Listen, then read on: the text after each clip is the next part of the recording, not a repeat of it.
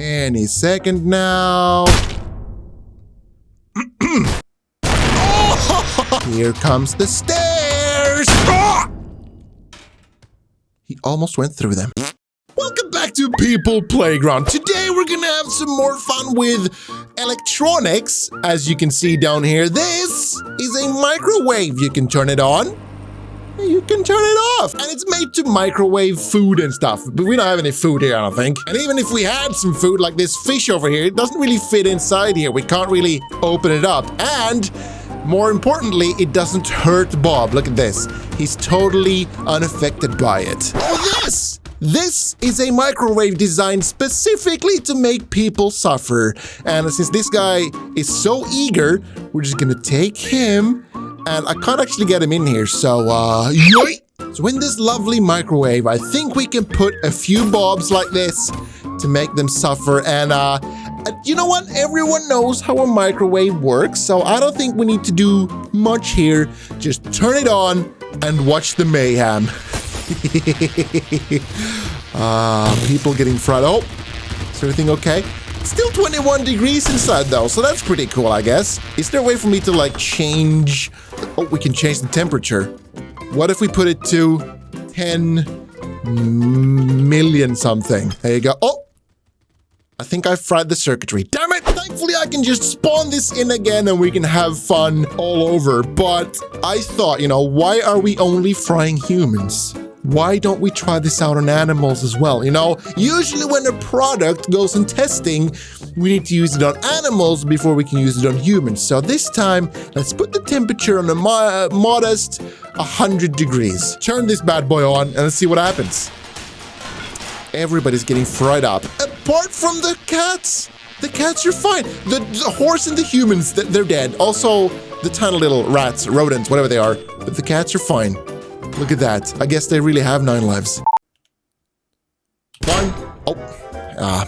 I was gonna shoot the cat 9 times, but I guess it's just gonna bounce away. To be honest, I don't think the cat has an official life to it. I think this is just an object that you can just...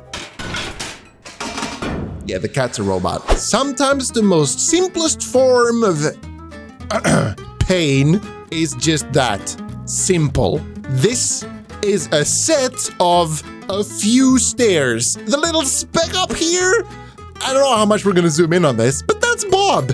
And the rest is stairs. So we're gonna push him down and see what happens. And to help us out, we've got my handy dandy pushy machine that I've featured in the spike fall that I played around with in the previous video. If you guys want to download that, there's a link in the description below. I hope. If I didn't put that there, I'm sorry. Just search the People Playground workshop for spike fall. So let's just wrap this up a little bit, not too much. We know that from previous efforts that, you know, it's going to launch him too far. So there you go. Just like that and push. All right. Here comes the stairs. Oh, marvelous. Oh, this is what I'm talking about. And there's no stopping as well. He's just gonna continue falling. I think he's dead. He's kind of alive, actually. Look at that. I'll be damned. He almost made it down the hallway. He's right over there. Look at that. So let's just put the boosty on a slightly higher power, maybe like 80%. And let's see what happens. Oh, it just sliced him in half. Oh, that is not what I wanted to happen at all. Is he even gonna hit the stairs? Those are not the stairs. So, since he didn't hit the stairs, I've decided to introduce another set of stairs. These ones go the other way, so no matter how hard we punch him, he's still gonna hit a set of stairs. So, reset this, put Bob up here. You know, fine, just do that. I don't care. Boom! Perfect. Look at him slowly falling. Okay, here comes the stairs. Ah! He almost went through them. Now this might look like an innocent white little speck, but I assure you it is far more than that. Observe. Okay, so it didn't actually do anything. What if we just throw it slightly harder? There you go. That is a firecracker, and they react by stuff hitting it at high speed. So let's just, you know, no, it goes right through him. So if we can't make a firecracker hit Bob, why don't we make Bob hit firecrackers? So let's try and make Bob hit the firecrackers from way up in the ceiling, which is, well, how should I put this? Quite far away. Here we go. Where's Bob? There he is. There's a white little speck falling. This shouldn't take too long. Any second now. Any second now, he should be falling. And... Oh! It worked! Ah! Say hello to Bob and his awesome gaming setup. Right here, we've got a new computer with RGB, because we all know you can't win unless you've got good RGB. And then over here, we've got the monitor, keyboard that lights up with RGB, of course, and then, you know, a laptop that... Oops. That is kind of broken a little bit, but we all know you can't edit videos unless you have a laptop. Now, what I want to demonstrate is why you should not have a stove right next to your gaming setup. Because it'll, you know, it'll fry all of your... It's not doing anything. The stove is not even hot. Oh, I'm so sorry. I did not mean to bludgeon your hand like, oh, it needs some help. So since it needs some help, I've decided to download all the liquids in the game, and accompanied by syringes, of course, so we can inject it. So the hand is a little bit messed up. What could we use to fix it? Knockout poison. Well, you know what? Since we need to probably amputate the arm, it's best to make the guy unconscious. There you go. Are you knockout? Are you feeling drowsy? Nothing like a good old hammer won't fix. There you go. Now you're drowsy, all right? There you go. Okay. Now what to fix the arm? Enchanting serum. Yup. You're good to go. Nice. Okay. Are you... I think he's dead.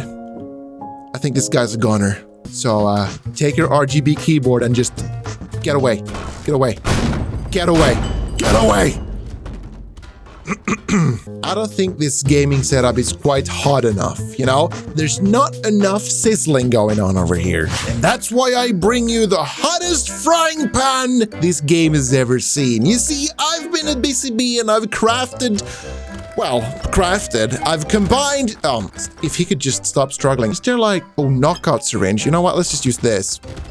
Just relax for a bit. Thank you. As I was saying, I've combined an ancient torture method with new age torture methods. You know, this down here is the world's hottest frying pan, and this up here is a wheel in which people used to be strapped like this and then spun around in front or above fire, you know, a fireplace, so that it will be slowly scorched alive. I've decided to ramp it up a little bit. Set target temperature. Let's put that to a modest 200 degrees. Let's start with that. And it's not even 200. It's like 1,000,000 right now. Well, 1,000 degrees or 200, it doesn't really matter. But we need to make sure that this thing is actually hot. So why don't you just take a little bit of a sniff? Yep, I think it's hot. So now we try and see if this ancient torture method is actually worth it. Slowly rotating him. There you go. Is it hot? Is it warm? Are you getting toasty?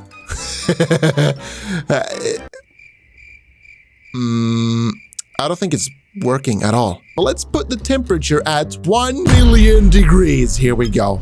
That is surely gonna warm you up, buddy. Well, I don't think, you know what? I don't think he's actually feeling the heat at all. Is it even hot? Let's just take this random guy here and try it out. Oh! Instant skeleton. That's how hot it is, okay? And this guy is not feeling anything. Maybe heat is not the way to go.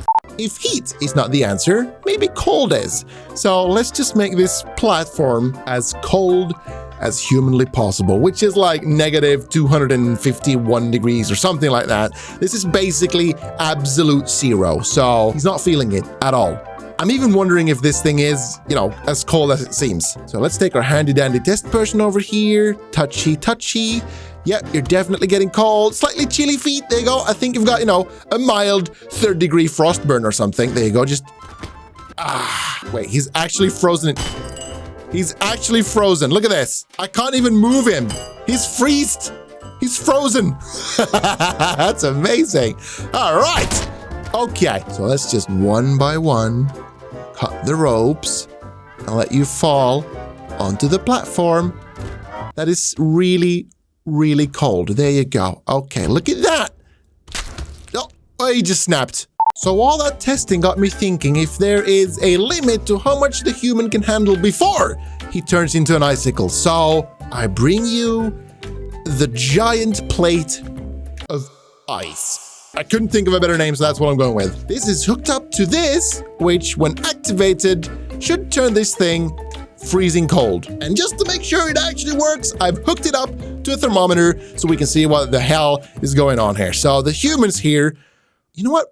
We need more thermometers. There we go. Everybody is hooked up to a thermometer. Now, the ones in the back here are hooked to the head and the ones in the front are hooked to the feet. So we can see if the heat is worse on the feet or on the head. Now we just need to set the temperature to, let's just put it to minus 50. Boom. Let's see what happens. A few moments later. Not really a whole lot. Some people at the beginning are getting slightly colder, but I don't think this is enough to cause any permanent damage. So instead of doing this, let's make it to minus 100. This should start feeling chilly. So the plate is actually minus 33, but the feet are only minus 2. That's because the blood is slowly, you know, helping the human stay alive. But the ones at the back here are still totally fine. 29 degrees.